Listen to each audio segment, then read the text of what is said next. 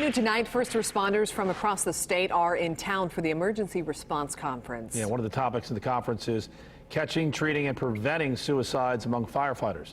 News 8's David Williams explains. Firefighters usually see people on the worst day of their life. Maybe they were called to provide care for a young child that died or an expecting mother that didn't make it to the hospital. A Rudderman Family Foundation study found police officers and firefighters are more likely to die by suicide than in the line of duty. The study states in 2017 there were at least 103 firefighter suicides nationwide. That outpaced firefighter line of duty deaths that year. Over time, all that trauma firefighters experience adds up. It's like a backpack, and you're just putting a rock in your backpack each and every time. And if we don't take some of those rocks out, then that backpack's just going to get too heavy. Boise, Idaho Fire Chief Dennis Doan knows what that feels like. In March, one of Doan's firefighters took his own life at a fire station.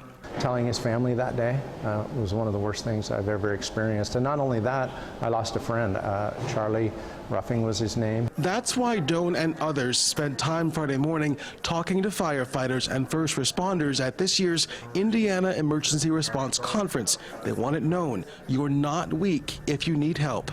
And that's what we're trying to do, is to break down that stigma that it's okay to not be okay. And finding a way to deal with that stress before it reaches a critical level and triggers depression and suicidal ideation, it's critically important. Indiana's Department of Homeland Security offers a suicide awareness course to help address post-traumatic stress among first responders.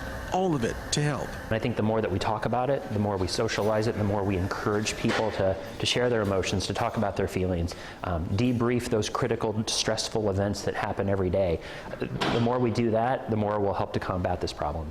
If you or someone you know needs suicide prevention help, you'll find it right now on wishtv.com. Just click on this story. In Indianapolis, I'm David Williams, Wish TV News 8.